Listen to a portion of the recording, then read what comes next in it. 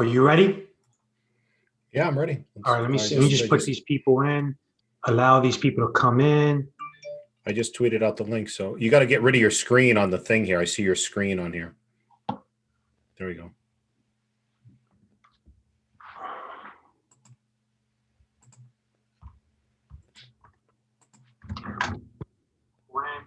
Allow these people to come in. All right. And just mute your thing. All right, so just give me a second. One more thing. All right, so let's get started, Joe.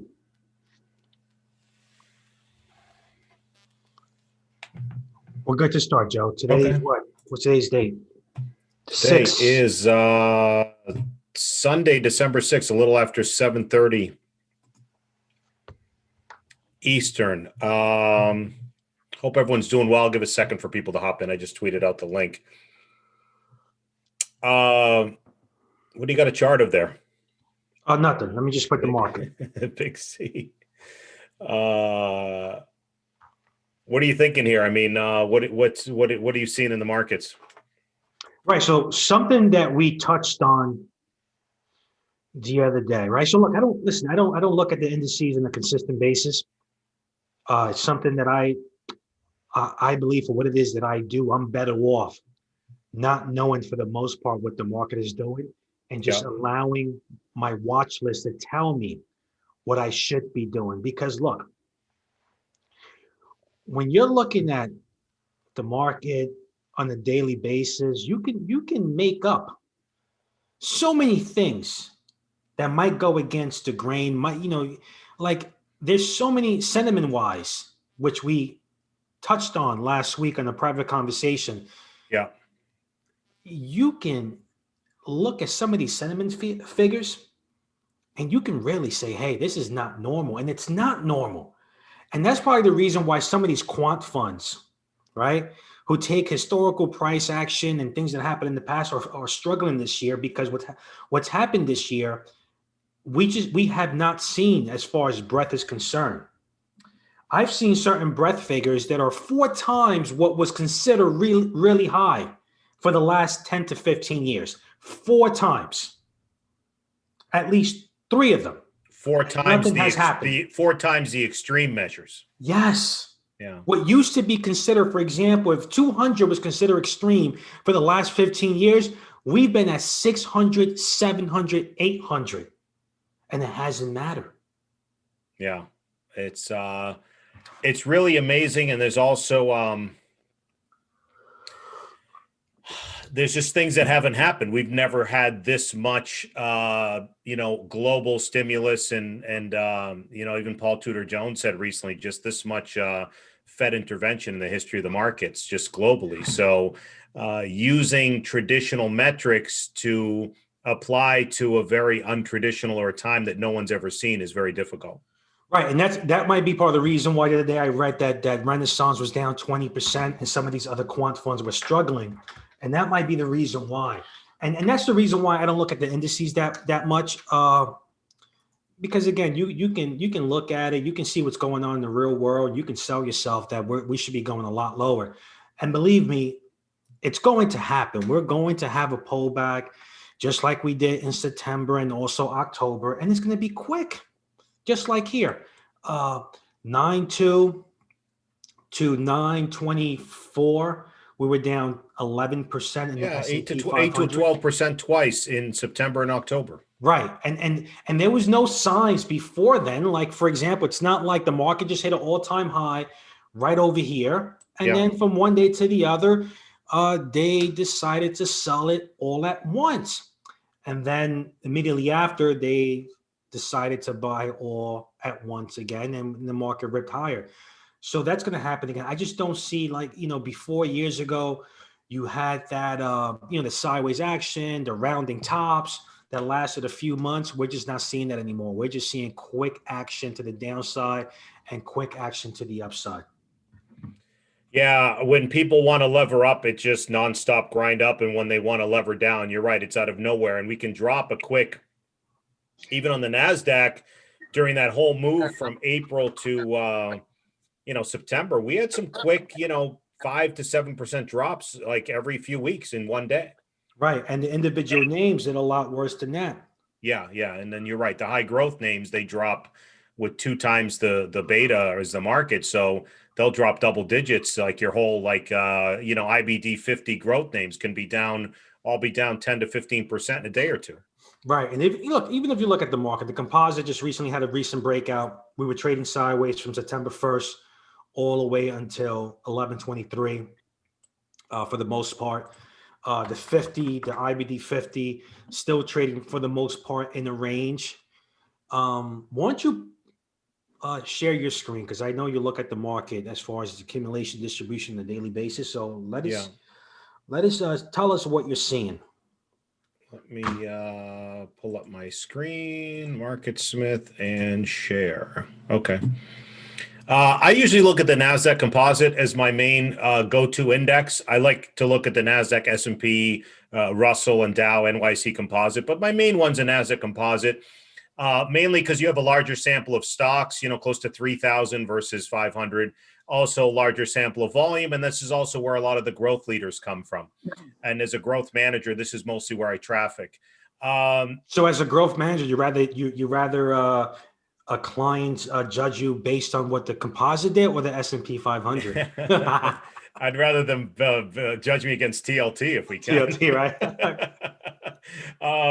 No, but I mean, look, the Russell's also, I like trafficking in small and mid-cap names in the Russell as well.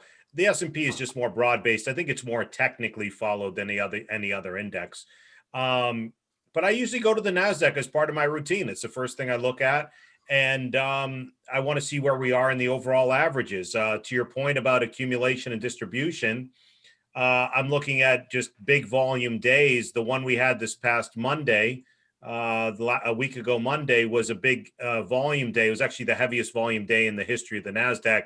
There was an end of the month and an MSCI index rebalancing. That's what contributed to all that high volume. But we closed at the high end of the range. So I like to always say that when we're down on the day and we come back up, that's institutional support. So big volume to bring you back in the upper end of the range is a sign of institutional support.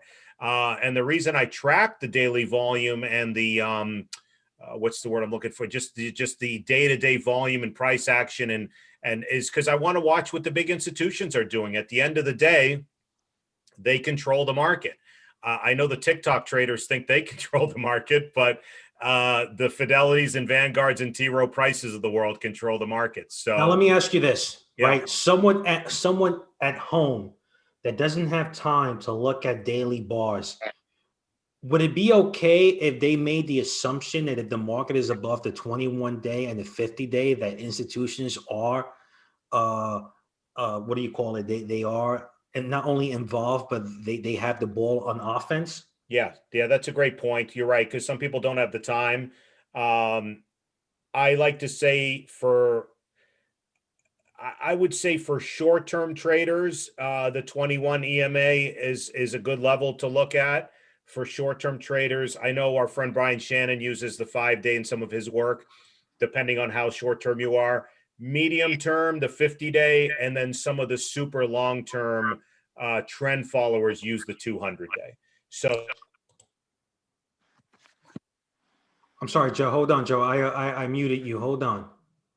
Joe, can you unmute yourself, please? Oh, there we go. There we go. Okay. Can you hear me okay? I can hear you now. All right, cool. And thanks for everyone for bearing with us because this is live. Frank was just asking, for just general views. I have these 3 lines on the chart. If you're short term, if we're above the 21-day, it's healthy. Medium term, 50-day, and some of the longer term trend followers, the people who adjust their portfolios on the 200-day. That's why I encourage everybody to know their own time frame and to make those decisions based on what your investment objectives are and what your time frame is. Let's go back to sentiment. I know you track sentiment, specifically the NAIIM. Is it NAIIM, right? Yeah, NAAIM. Yeah, you're right. Yeah. So National Association of Active Investment Managers. All right, so talk to us about that. What are you seeing there?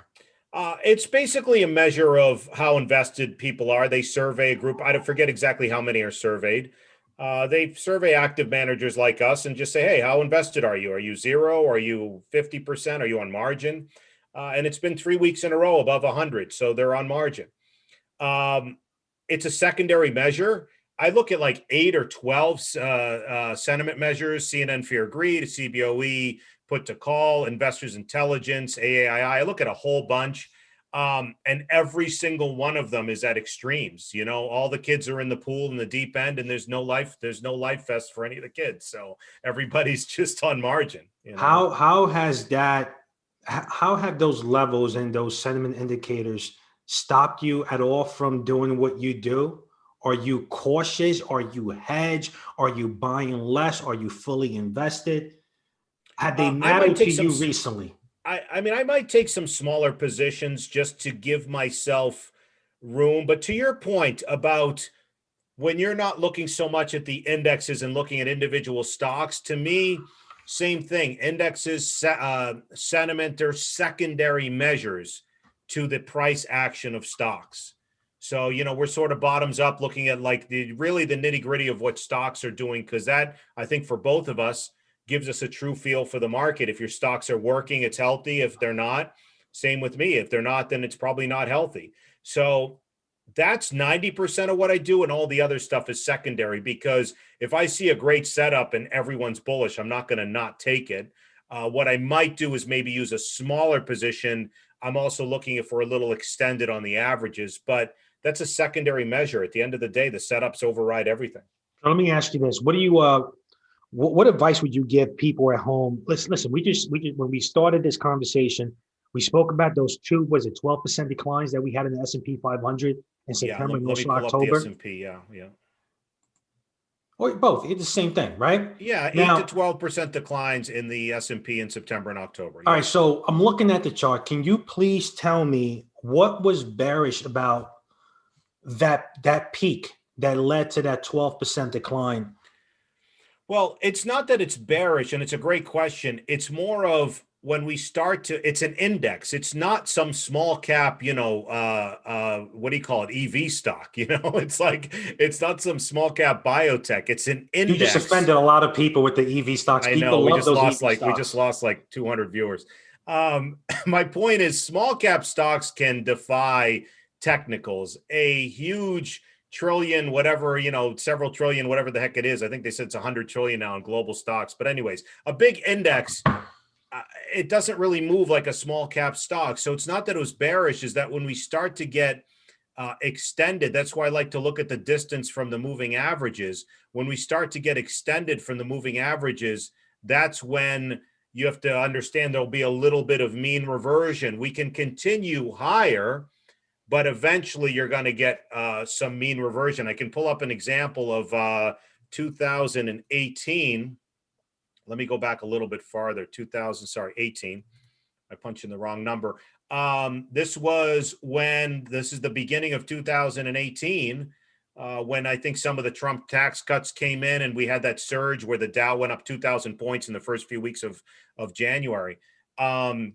And we just kept going higher and higher and higher. So I like to say it's like a rubber band. We can keep getting stretched, but eventually that rubber band's going to snap in your face. And that was the first time in the history of the markets we had a greater than 10% decline in less than 10 days from an all-time high. Right. Listen, I'm playing here devil's advocate, okay? Because I'm gonna play, Trader Joe from home. But aren't all-time highs bullish? Yeah, yeah. Yeah, no, and I'm not saying, I mean, look, stocks are acting well. I look at the indexes to see what the institutions are doing. There's very little distribution. And we're seasonally, November, December are two of the strongest months of the year. So timing wise, seasonality wise, yeah, things are strong. Right. But when we get a little bit extended, as we did, in June, and then again at the end of August, and again here in early October, a pullback, like you said, what's bearish about it? It's nothing bearish. It's just you can mean revert down to the moving average, and that's normal price action. So a pullback, if you're loaded up on margin in a lot of growth stocks, that can hurt you. If you have a 6-month, 2-year, 3-year time frame, then yeah, it's bullish. Stick with it and just deal with the ups and downs. Right. And that's a great point. I think people need to realize that the last two pullbacks, we didn't have any warning signs that said, hey, we're going to pull back. They just happen. And I believe that the same thing is going to happen again. We're going to get a quick, pullback. It might last longer than a couple of days, but I think it's going to happen. The question is when.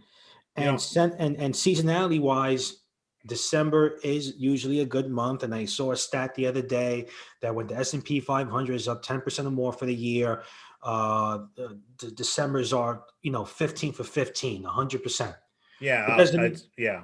that doesn't mean that we can't have a pullback. That doesn't mean we can't go down 5% and eke out a 1% gain at the end of the month and still be positive. You know what I mean? That can happen.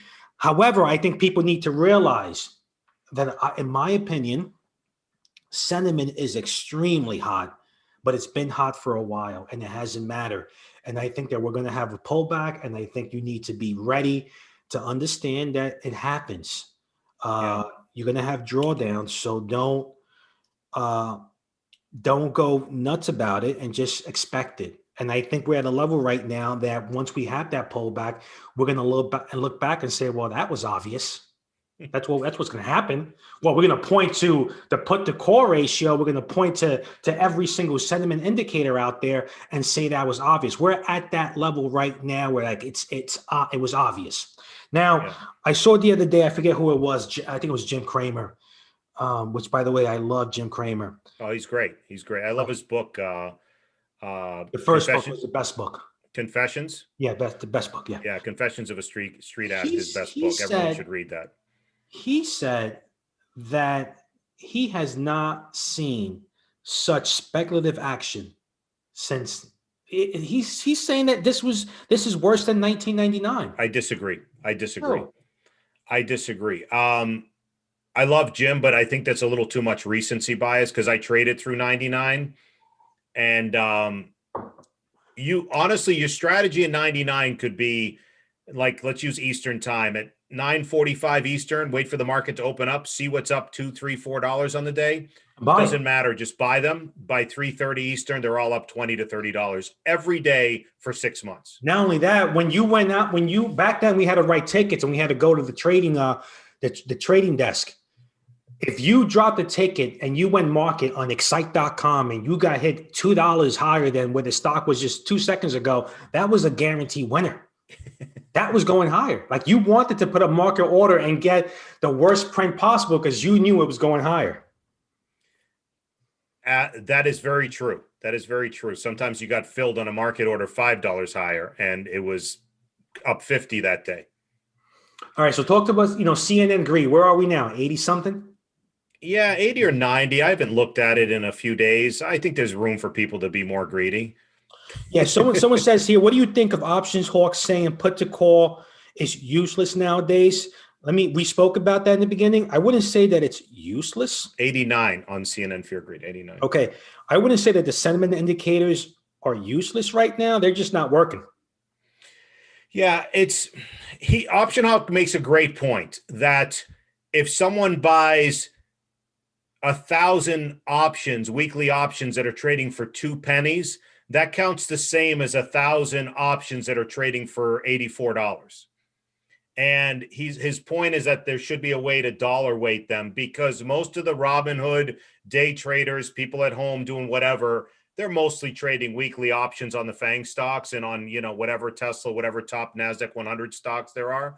And they're mostly dollar and a dream. They're trying to buy something for 10 cents or $1, turning it into $20. I just offended literally everyone listening right now. Right. But my point is that he's trying to say that shouldn't really count because it should be dollar weighted versus the people buying stocks for, under 50 cents. Well, sentiment indicator over at his site, they break it down via volume. So anything between 1 and 10 contracts is considered small traders, and that's how he breaks it down.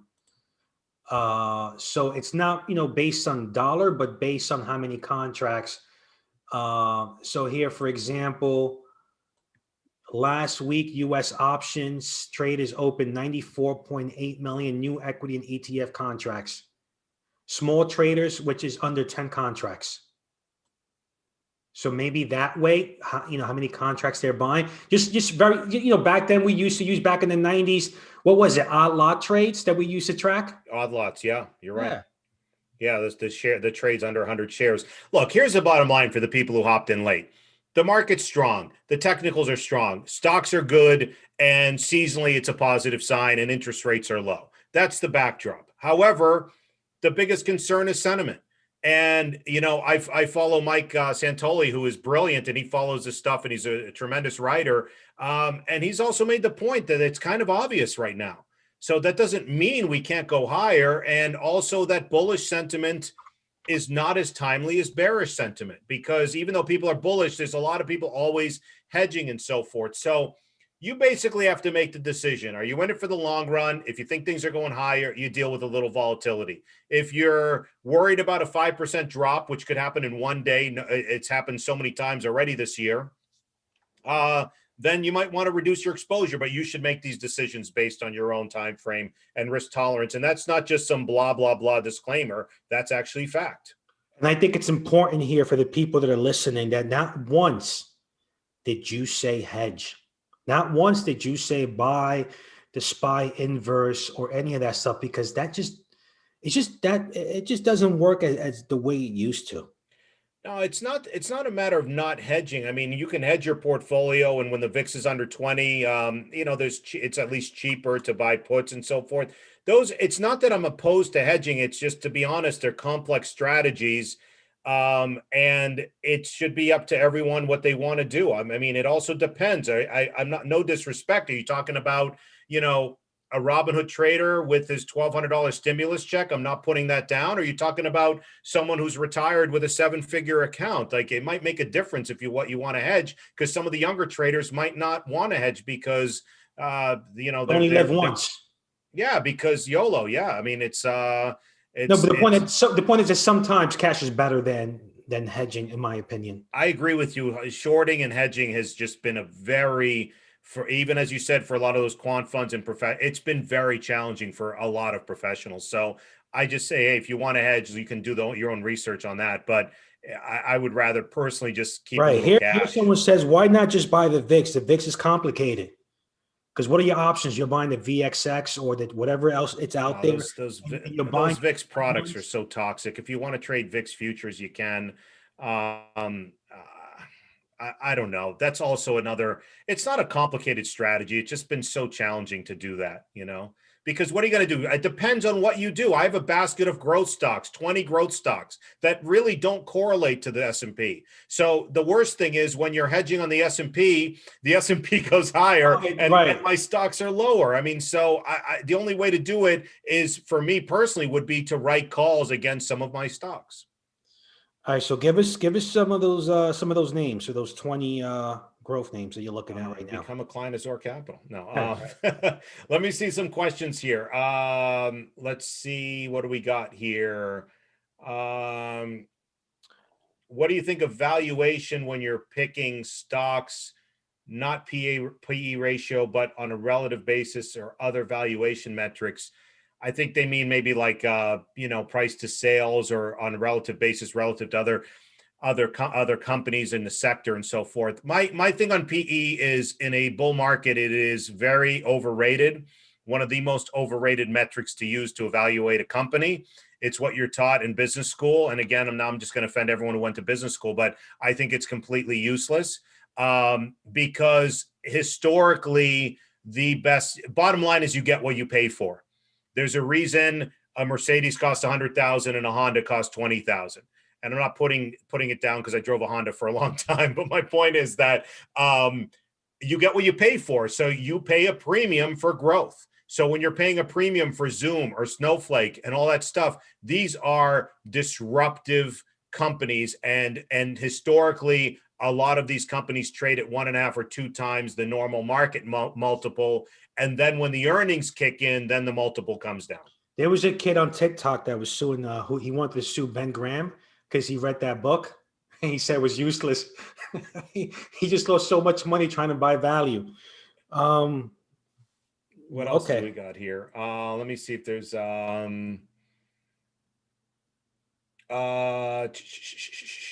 what else do we got here? Buy calls and puts cheap. Something's got to hit. I mean, I guess that's a strategy.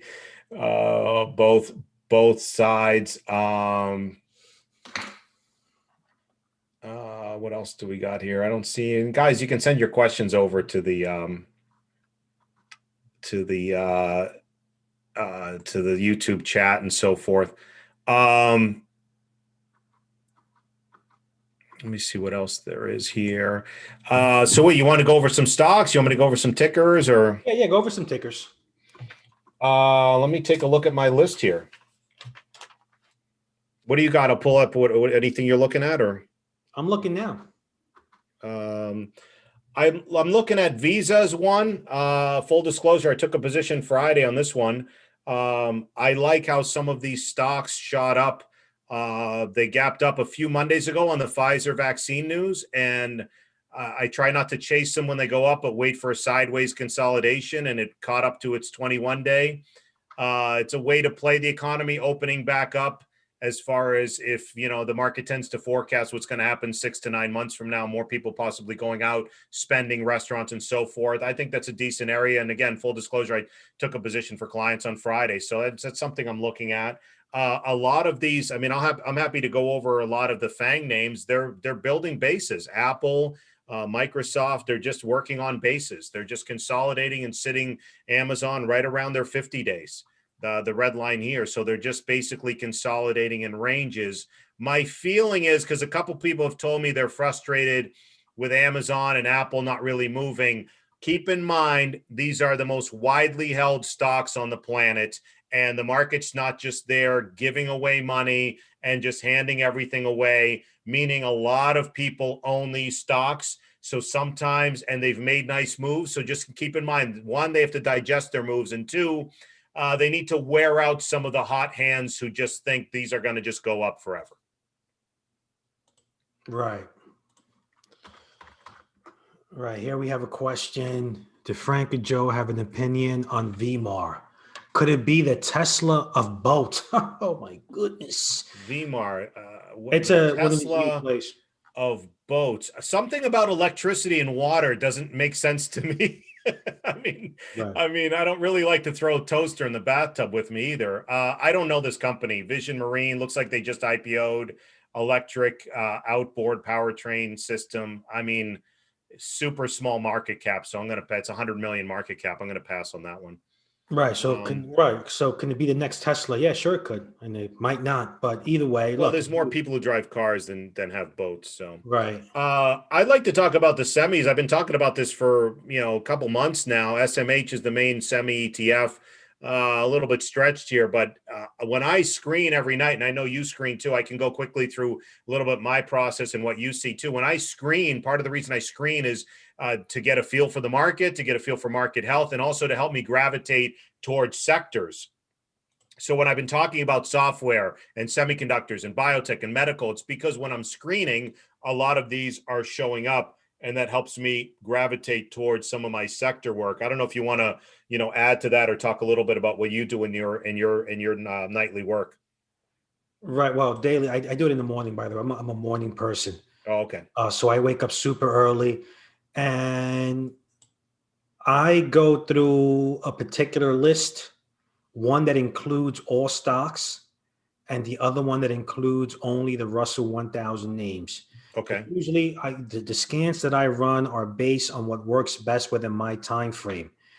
And when you study the best performing stocks in the short term, most of them are very low price stocks, under $20 a share. So, what I do is I run the same scan, just only with bigger names. And when I do this every Sunday, I narrow down the universe to about a shade under 400 names, and that's my go-to scan every single morning. Okay, so there's a question here. Question for Frank. When you look at charts, do you go to the daily first? If I am looking for daily swings, I am only looking at the daily.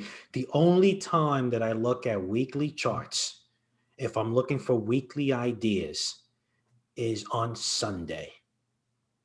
Okay, so you like to get the full week with the volume and the price and the entire weekly bar. Uh, kind of. But weekly charts is only one candle per week, so there's no reason to look at them midweek, in my opinion. So if I'm looking for a setup on a weekly chart, I'm gonna have to find it Sunday night before the week starts. If I'm looking for a daily setup, I am looking for daily charts. So I am not mixing the two. I don't mix weekly and dailies when I'm looking for daily swings. If I'm going to do a weekly chart, then I'm sticking to the weekly chart. If I'm going to do a daily, I'm going to stay away from the daily because what's going to happen? Here's what happens.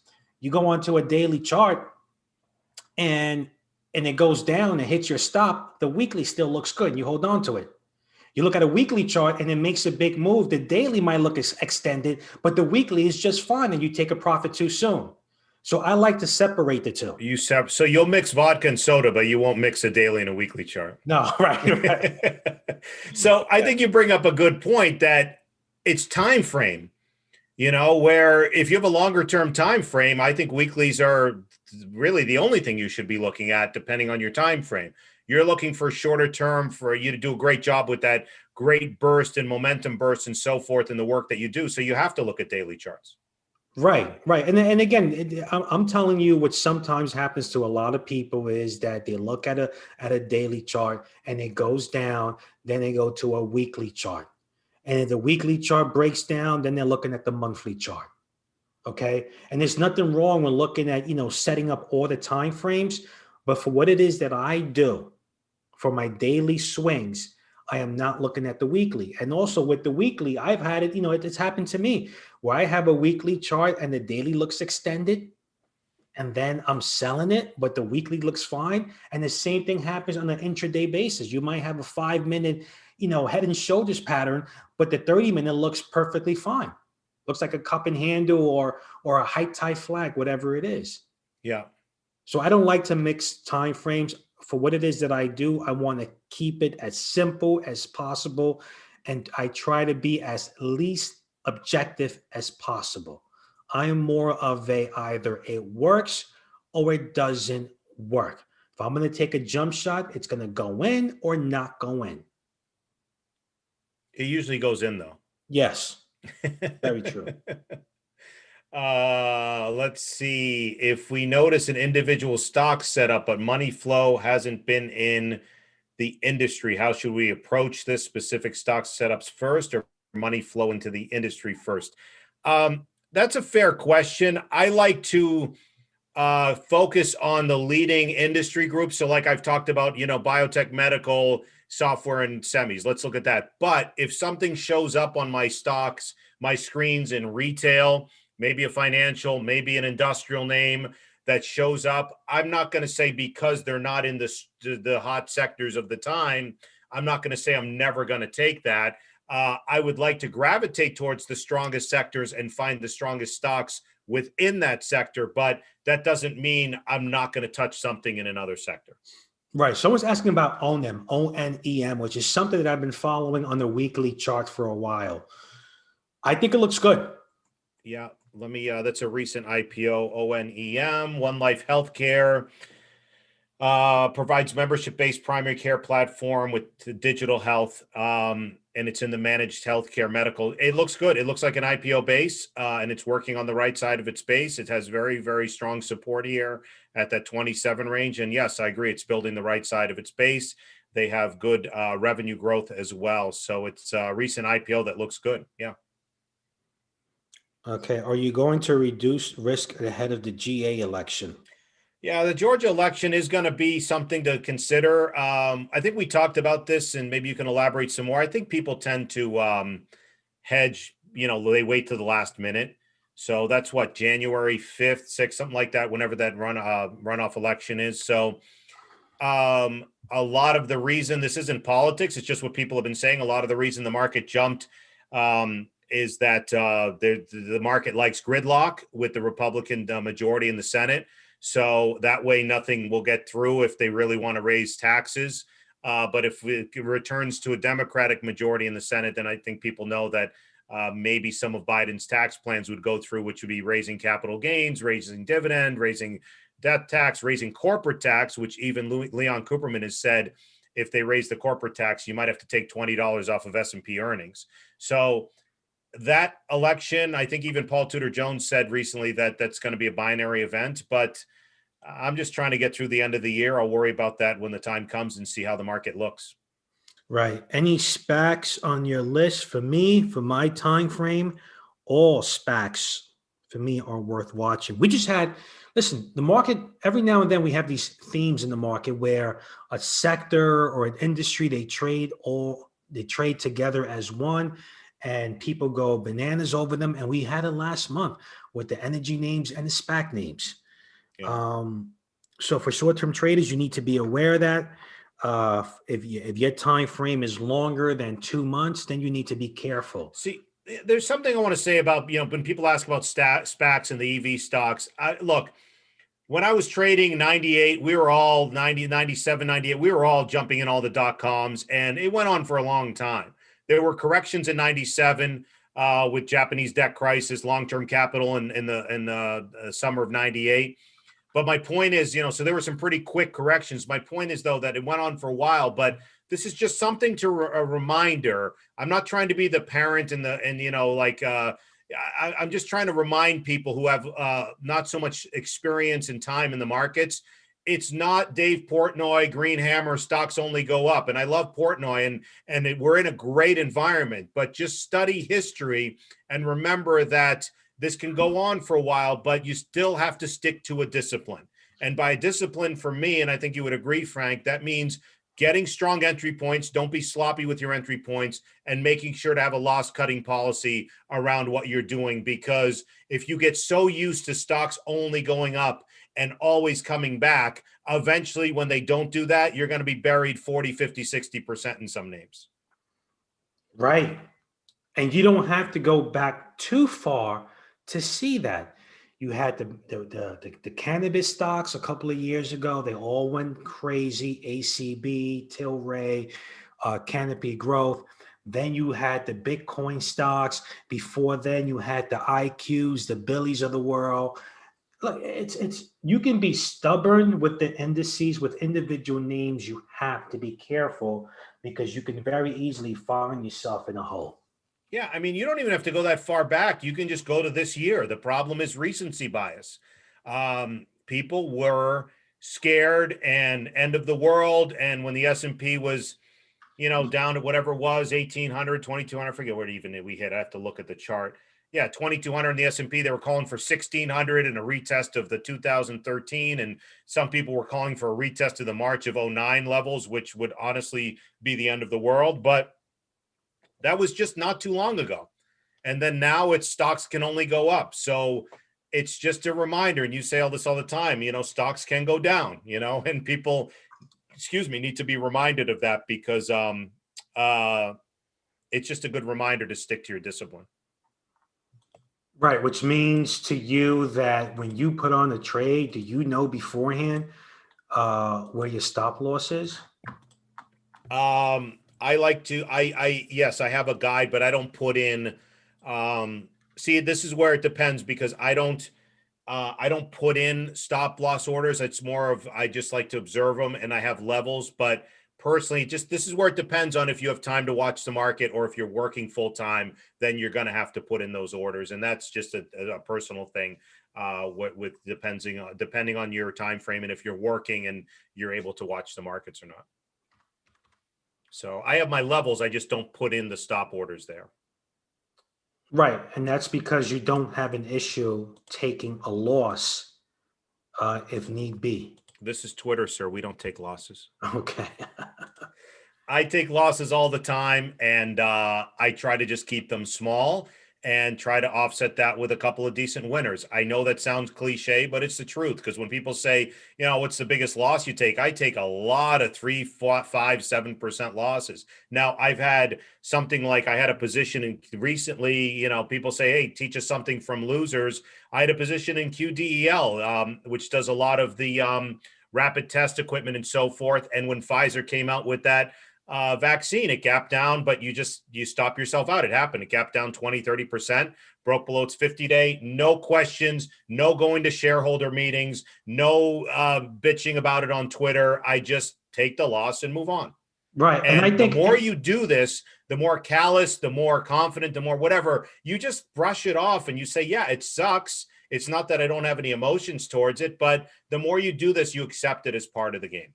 right. And I think it's important that, in my opinion, the number one thing that you learn from losers is that they happen. I just think there are way too many people who overanalyze a loss. Like if it's something out of this world, it's going to happen. And when you start analyzing every loser, you're going to start, you'll find anything. This one was a loser because it traded 100 shares less than the 20-day moving average. You know what I mean? So understand that if you are a swing trader and you are doing a lot of trades, you're going to have losers. So you need to understand that even if you can have the best looking chart, the best A setup, and that setup has worked for you 70% of the times, you're still not going to know the sequence of wins and losses. And you're still not going to know if this one's going to be a winner or a loser. Your job is to put on the trade. And if it doesn't work, it's just part of the game. And when Yeah. you are doing a lot of trades, anything and everything will happen. You're going to get a queued out that one day you're going to come in, it's down 20%. You might get a buyout. You might get a fraud situation when the stock is down 50%. Yeah. You might get pre-numbers and the stock might gap up. Anything and everything can happen. The sooner you're able to accept that from a trading perspective, the better off you're going to be. I agree. And I think a lot of people have trouble psychologically with that finality. They feel like it's such an end of the world thing to take a loss. And that's probably a very common question I get is, hey, when do you sell? Because even on the upside, if someone makes money, they don't want to take the profit in case it goes higher. But I mean, you're in this for the long run. There's thousands of stocks to trade. And the more you become as a trader, it becomes automatic. I even know some longer term investors. They say, hey, I'm up, 3, 4, 500% on this stock. What should I do? I said, look, I mean, even longer term, there's nothing wrong with taking something off the table, but these are the decisions you need to make. But people have such fear of if I sell it, it goes higher. If I lock in the loss, and these things have to become more automatic, and the mental toughness really has to come in the more you do this. Right. You need clarity. Yeah. That's what people need clarity. Either you get a short-term trade or you're going to do a longer trades. One thing I tweeted about this weekend is one thing I've realized, from a lot of the questions I get and emails and so forth is at the end of the day, a lot of people are really looking for conviction. They're looking for confidence, especially some new traders, because it's like, hey, is Warren Buffett buying this or is someone else buying this? It helps with their confidence and conviction. And my feel for the way you really get that is through putting in the work and through time, through experience. And those are the things that can't substitute conviction. Now, of course, like let's just pick a biotech. The Baker brothers are the sharpest people, or, if not the best, some of the best in biotech. If they own something, of course, that's going to give me added conviction, but it has to show up on my work first. So I'm not saying, I'm not guilty of this. I'm just saying I'm doing my work and it's just added conviction where some people are just looking for, they're not putting in the work. And that's what I'm encouraging people to do is that conviction eventually comes from doing the work and just over time, getting more confident in your strategy. And if you don't do the work and you're not confident in your strategy and you're blindly following someone else, when that person goes through a drawdown, which is going to happen, you won't be able to stick with that person. You're going to Correct. go out there and try to find a different strategy because what you just started doing 2 days ago did not work today. Yeah, You that's a very good need point. to understand what it is that you're doing and what you're looking to accomplish, and understand the flaws of whatever strategy you're looking to follow. Yeah, someone said position size is key, and Joe talked about it so many times. Taking smaller positions will help build trader conviction. I not only get that from me, but I get that also from you, where you've really stressed, for new traders, even if you buy a few shares, at least take a smaller position and give them room to so you don't get chopped up and get stopped out all the time. I don't know if you want to elaborate on that. Right, especially if you're just getting started. You want to, commissions are free nowadays, right? So if you're getting started and you're trying to work a new strategy, start small with 5 shares. I think even if you're buying just a few shares, that is much better than paper trading. And when you look at, for example, shooters, right? If you play basketball and you've been playing for a long time, there's something called form shooting that even the best players do. And form shooting, very simply, is that right before you start taking 35 footers, you're right underneath the basket shooting 2 footers just to get that form.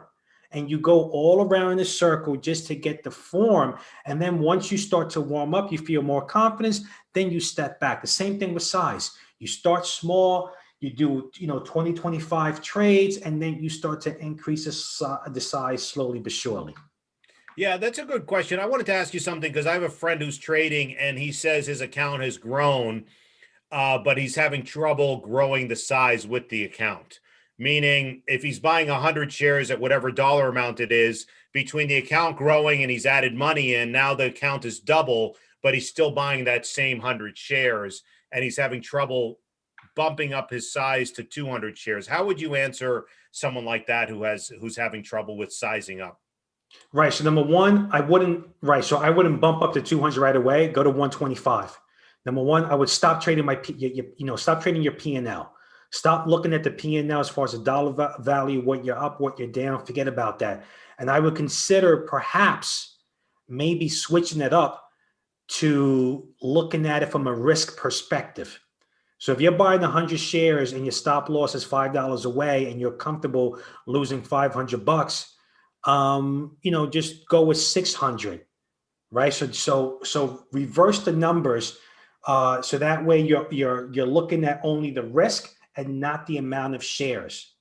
Okay. So in other words, if I can risk $1,000 and buy 500 shares of a $50 stock, and that's 50% of my portfolio.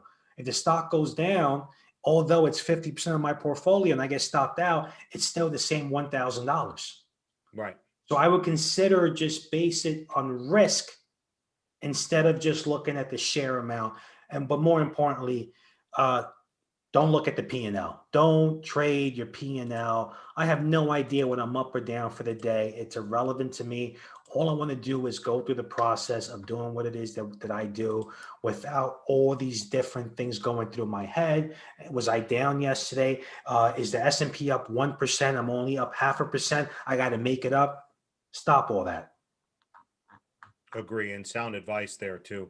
Let me see what else we got here. Thoughts on Amazon with COVID cases rising. Look, Amazon, there's no question that e-commerce, as far as percentage of sales, from what I've read, has moved from 19% to 25% of total sales, meaning more people are online and shopping online. There's no question, even without COVID or whatever. With COVID, whatever the number's spiking or not, for sure, for this holiday season, more people will be using Amazon, and it benefits Shopify, benefits Etsy, benefits FedEx and UPS. So there's no question there'll be more e-commerce. And I just think in general that's whatever you want to call it, an unfortunate beneficiary of what's going on with COVID. Right. And again, look, if like you said before, Amazon is trading sideways, forming some type of base. Whether COVID is going to be a factor again with Amazon, we're going to know. It's in a So, range. in It's a in a range. range. Like I said earlier, for people who hopped on late, it's the whole world knows Amazon. They know the company. So same with Apple. So sometimes the market needs to, especially you got to remember where it just came from. It's a mega cap name that just went from 2,000 to 3,500. After stocks and indexes make big moves, they need to digest a little bit.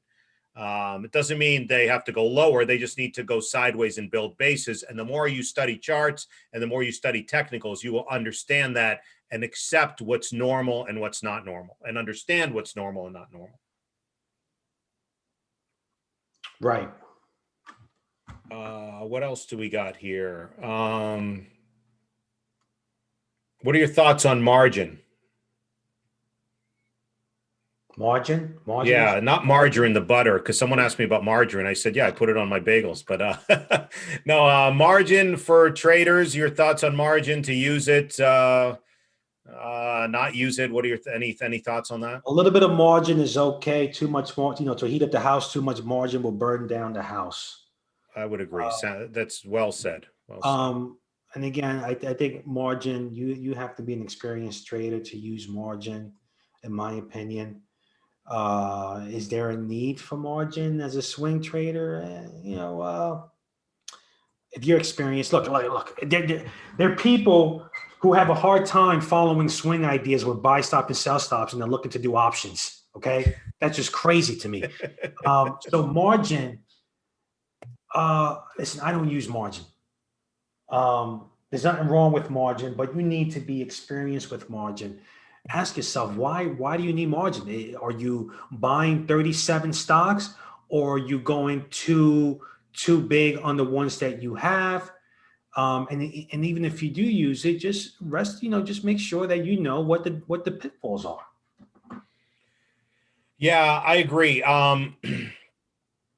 A lot of these techniques and with margin and options, I think there's that social media has ruined a lot of people, whether it's TikTok and Reddit and Twitter, of course. Um, Meaning there's a lot of FOMO, and I think FOMO's for the weak, fear of missing out, where people are assuming too much about too many traders, and they might be in a stock that's not moving, but another stock's moving. So they're like, I want to be in that. You got to take it easy. You're in it for the long run. And just because someone's tweeting about a name doesn't mean they own it. So, or if they see something going up without them, let it go. The more you do this, the more mature you become as a trader. Someone's asking about AMD. I like AMD. I like AMD and NVIDIA. I like the semis. I think AMD and NVIDIA are two of the big mega cap leaders. And I think, they're going to do well, a longer term. I like them both. So someone was asking about that one. Right. Um, what else we got here? Banks seems like they're breaking out. I haven't looked at the banks. XLF is one of the main ETFs. It's building the right side of its base. I don't know if that's forecasting higher interest rates. I don't know. I'm not a global macro person. I did tweet out a chart of BlackRock. Looks good as far as one of the stronger financials. But let me look at a weekly chart of the XLF. It is coming back. It is coming back. I think that's more cyclical. I'm more of a growth trader, but I mean, yeah, banks are definitely coming back for sure. But I don't own any financials, and I haven't really seen too many on my screens. So besides BlackRock is the only one that's shown up. Right. Yeah, neither have I. It's been very, very few that have shown up on my screens. What else do we have here? A couple other symbols people are asking about. Let me see. Let me look at CWH, Camping World. I know the company. I don't really follow the stock, so I'm going to pass on this one. I mean, it's made a nice run this year. It's made a nice run from a few dollars to 40 something on the high there, but I'm going to pass because I don't really follow the stock. Someone else is asking about SFLGT, Flugent Genetics. I did mention this one around here. I tweeted out the chart, the Market Smith chart. It was setting up coming out of this base around 19 or 20. I do not own it, but it made a big run, and it's working on another base. I personally would like to see this one form a handle to the space, but it's definitely definitely a nice growth story there. Yeah, back to CWH. Based on the way I trade, based on the way I look at things, CWH for me is going to be on my watch list tomorrow morning. I'm going to have a buy stop at 31.05 with an initial stop of 29.73. Okay. So those are the two most important things for me. This is only for tomorrow. Buy stop will be 10 cents above 30.95, 31.05. Initial stop 29.73. The outcome is unknown. The target is up, and the trade either works or it doesn't work. And my time frame is anywhere between 0 and 10 days. Okay. See what he's doing, people, is he has a defined plan and strategy, time frame, stops, targets. Um, this is I what I encourage other people to do is have a plan. Not just turning on your computer at 9:29 Eastern and just seeing what people are trading. You need to prepare and put in the work and have a plan, because that's going to help you with your confidence. And I hope you're picking up, from what a professional is doing. Um, what else? What else is there? Some of the questions are hard to answer because there's just too many nuances. There's sometimes people have to understand that these answers with the markets are not always black and white. There's a lot of gray. So on some of these questions, I just look at them and I say they're too difficult to answer Like which because, one? like someone just asked about, okay, too much bullishness leads to a downfall, understood, but how do we know if this is going to start to fall apart? Is it VIX? Is it utilities going up? There's just too many nuances I look at that it's just too hard to explain. And I'm not being arrogant saying this. It's 21 years. It's too hard to explain of some of the things I look at. But and also, We'll be able to pinpoint it after it happens for sure. oh, after it happens, I'll tell you. You should have seen it. Yeah, for sure. No, but I don't necessarily mean that too much bullishness leads to a downfall, because the bullishness and the sentiment can go on for a while. It's just something to keep in mind. And to keep in mind, if a 5% drop tomorrow is going to ruin you, then you shouldn't be in the market. So you just need to know these things and be able to deal with some volatility. I know some friends, some traders, they're in this for, they have some positions for the next, 3 years. So a normal drop and a normal consolidation is not going to bother them. These are the things you need to Not only that, understand. sentiment changes so quickly nowadays that a 2% correction will be bearish. We will have bearish Oh sentiment yeah, people in will no jump time. into puts and on a 2% drop on a 1 day 2-3% drop. Yeah, that's going to devastate people, which is kind of Market in sad. turmoil. Someone saying I love Frank's style. I agree with that. So that's nice to see. Zillow, nice contraction in volume. I agree. Full disclosure, it's one I own, and I've liked this one longer term. I've talked about this once from the 60s, since it broke out of this 2-year base. There are a bunch of stocks on the weekly chart. This is why we were talking about earlier, looking at weekly charts versus daily charts for these big couple of year breakouts, because Amazon on the 2-year chart did this and broke out in April. Netflix was another one that had a big 2-year base, 1.5 2-year base, and Nvidia was a third one that just put in very, very similar charts with these longer term bases before they broke out. So, and this isn't in hindsight. This is the next time we have a correction. And yes, we will have another correction for people who forget that. Then you can look at some of the longer bases, and that could help you the next time these things come around. And that's my suggestion to 99.9% of the people out there, is to forget about the daily setups for the most part, unless you can handle being stopped out. Because normally when you put on the trade, they're just roughly two different stops for the most part. You have a wide stop that's going to keep you in the trade longer than a few days because it's such a wide stop. And then you have, and then that's going to, that might give you, certain people don't mind selling a stock at a loss if they held it for 6 months. They do mind selling at a loss if they held it for 2 days. Okay, so wide stops will keep you in a stock for a little bit longer, and it would take you away from all the intraday daily noise. So that is a huge advantage for a lot of people. The tighter stop is also a big advantage to the tighter stops. You're going to have better looking numbers as far as risk reward trades. Yep. But then you have to be a little bit more active. And if you have a hard time taking a loss, if you need a story to buy a stock, then those tight stops might not be for you. So keep that in mind. Yeah, no, I think that's great, and I think that's great, great advice to, unless there's any other questions. I mean, I'm happy wrapping up. It's been about an hour, but I don't know if there's Well, anything you else. offended half of the people already. So, I know. um, I made fun of EV stocks. I made fun of business school and what else? But no, value I think stocks. just to repeat what you said, I think that's great advice that you always remind me of too. Is just smaller positions and give them room. And you've talked about this. Yeah, you maybe a 20% stop might seem a lot for someone. Not if it's a small position, and not if it's if you're working full time and you can't watch the market closely. If you get a good entry point, you might need to give it some room. But if you're going to have a 20% stop, you have to go for more than a 20% gain, which will take time for that move to develop, just to offset some of the losses you're going to take.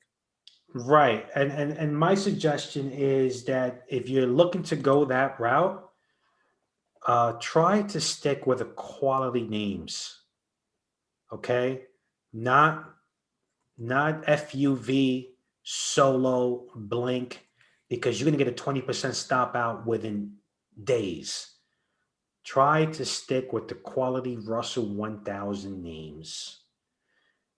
Give yourself an opportunity, because if you punch up solo, What do they make? Do they make those red cups? yeah. Solo. Yeah, look at that. All right, that's a Electronic 50% vehicles. drawdown. What's that? That's a 50% correction right there in a few days. But I thought stocks only go up. No, not No, those. I know. I'm being so hopefully people can pick up on my sarcasm, but Frank's right. If you're going to go with some of the longer term names, go with the, steady earnings growth, institutionally backed names. I'm okay with speculation for a small portion of your portfolio, but not for the whole thing. Right. And I trade all these names. But the point is, when you're looking to go in with a wide stop, it's not going to work as well with these small names because they move too quickly. It's going to work better with the Russell 1000 names, the Amazon, Zillows, Microsoft. Go with those.